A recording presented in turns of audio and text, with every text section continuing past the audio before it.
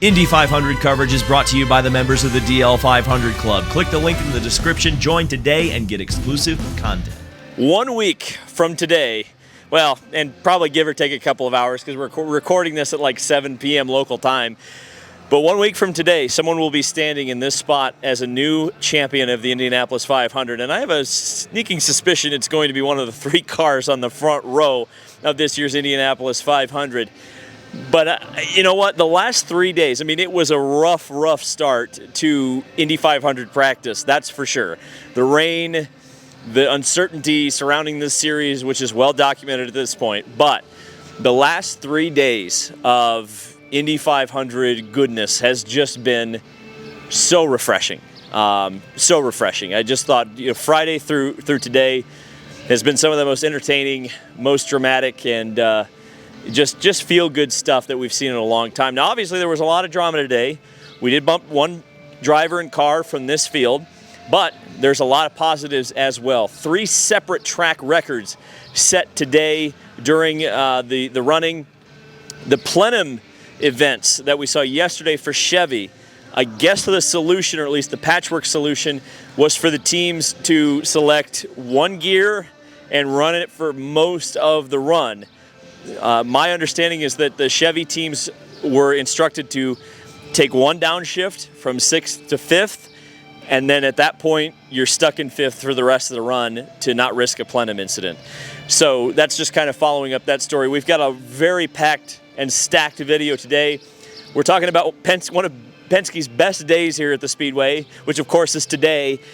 And then we're going to be talking about one of their worst in the history segment today. And of course, we're going to be going through the starting grid, which we'll do in just a minute. However, I've got to say, the pole sitter of this year's Indianapolis 500, spoiler alert, Scott McLaughlin is a New York Knicks fan. Sorry, buddy. The Pacers won today, Game 7 on the road. Fantastic. Pacers and racers, good day at the racetrack, good day on the court. I'm feeling good. Let's take a look at how they played out today in qualifying for the Fast 12 as well as Bump Day, the last row shootout.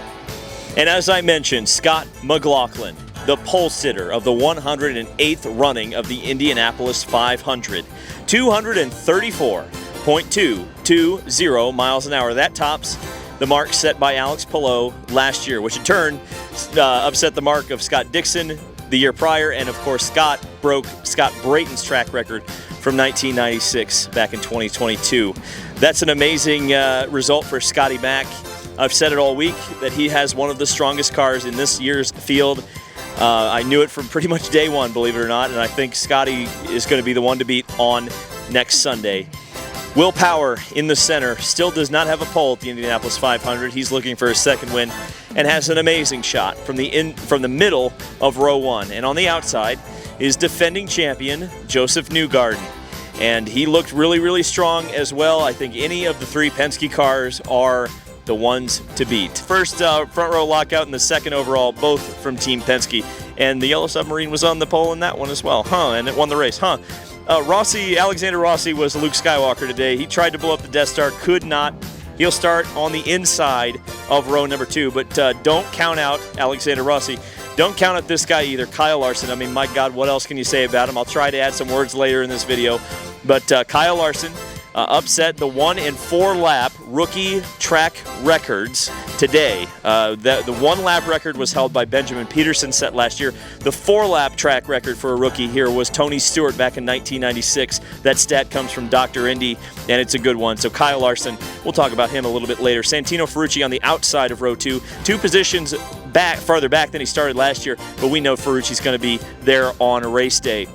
Rinus VeeKay, this is his worst starting spot in his Indy 500 career, and it's 7th. That tells you something about Rinus. Amazing job from the Ed Carpenter team. Pato Award in the center has not had the greatest month up until this point, but certainly can turn it around in the next week. Felix Rosenqvist is the fastest Honda in the field on the outside of row number 3. Takuma Sato, don't sleep on him. Don't sleep on him, man. Takuma Sato is a 2-time winner for a reason, and he's on the inside of row 4. Kyle Kirkwood was fast last year, had a bad last lap, which really kept him from improving his position. He probably would have been the fastest Honda otherwise, so he's got a good shot to win the race. And Ryan Hunter-Reay starting up in the field you can never look past an Indy 500 winner starting that far up for Ryan Hunter-Reay. The last row shootout, bump day. Certainly, there was definitely a favorite to go home. I think everybody knew who was struggling the most, but Graham Rahal definitely made it interesting. Catherine Legg will start on the inside of row number 11, one spot worse than she qualified last year, but she was super solid, super good. It really wasn't a question that Catherine Legg was going to get in this field.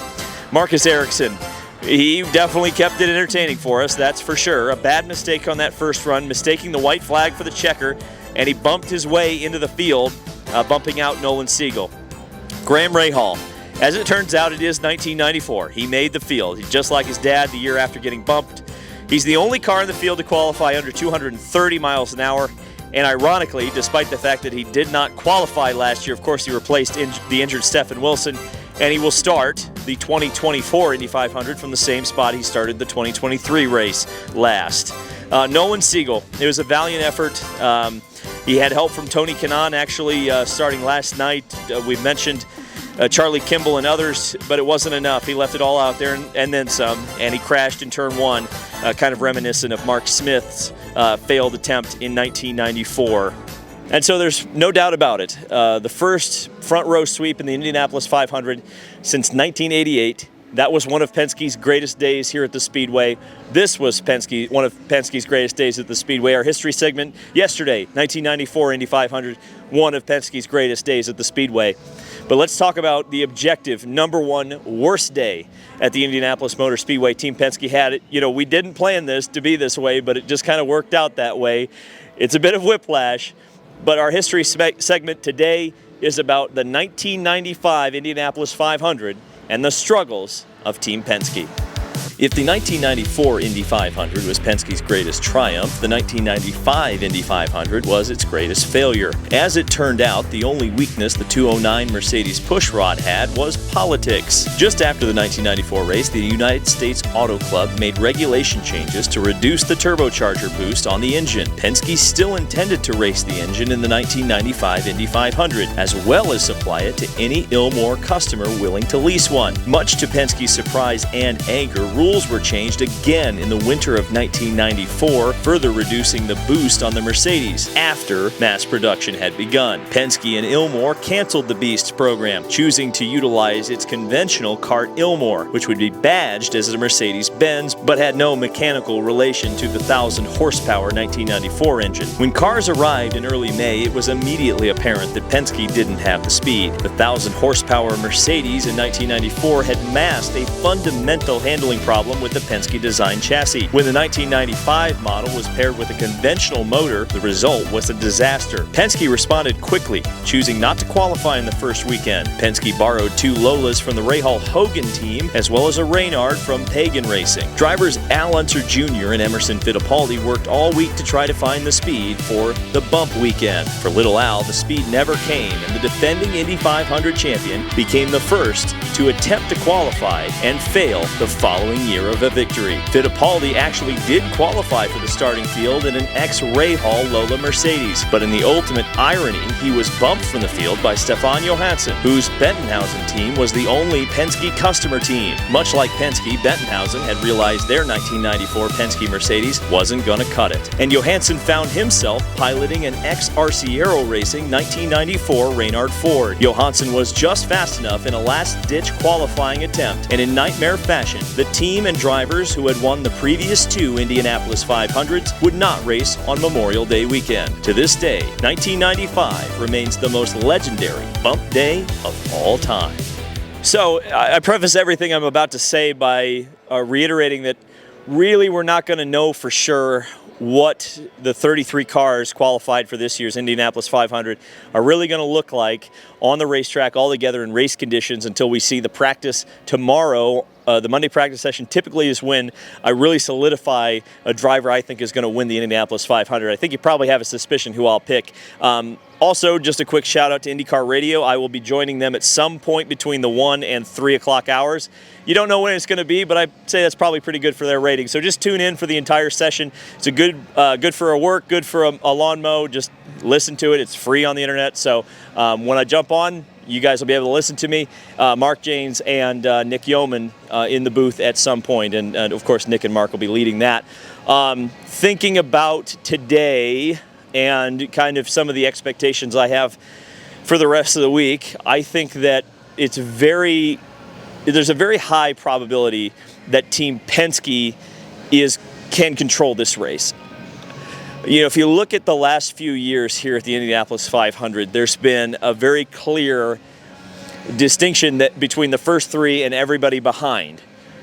Team Penske has the most unique opportunity I've ever seen to totally manipulate and control the way the DW12 races, which is to say, if Penske can get all of the beef between all their three drivers in line, if Joseph Newgarden and Scott McLaughlin and Will Power can get along for about 3.5 hours next Sunday and run in a line, fuel safe, swap the lead strategically, and have the third place guy kind of fend off whoever's in fourth place, I think Penske could lead every lap of this year's Indianapolis 500. Of course, that's also dependent on green flag and yellow flag pit stops. There are crews that are as fast as Penske. I think of Dreyer and Reinbold. I think of even the A.J. Foyt team had some great stops last year. I think about Arrow McLaren has a great pit crew.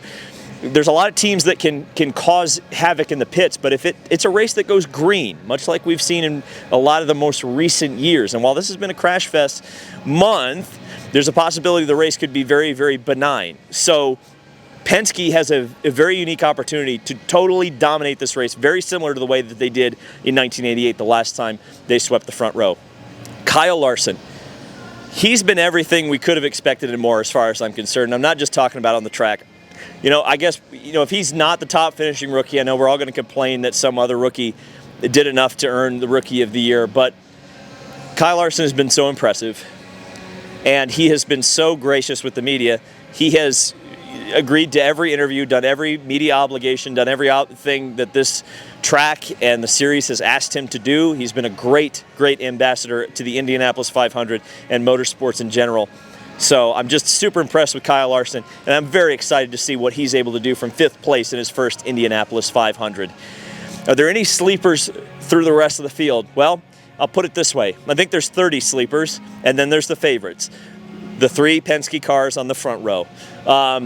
This has been a classic Indy 500, at least from Friday on, and even the rain interruption in some ways is kind of a classic Indy 500. We've had the intrigue, the bumping, the uncertainty, mechanical failures, crashes, and we've got Penske back up front, and Penske dominant.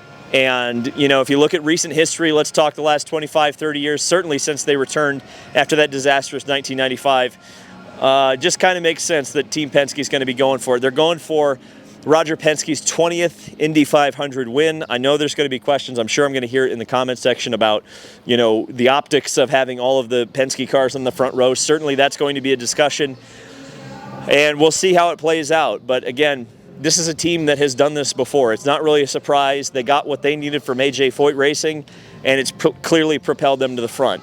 I think drivers like Santino Ferrucci, Alexander Rossi, and others will be able to challenge Kyle Kirkwood, Felix Rosenquist. I think people are sleeping on him. Can challenge, but can any of them beat them?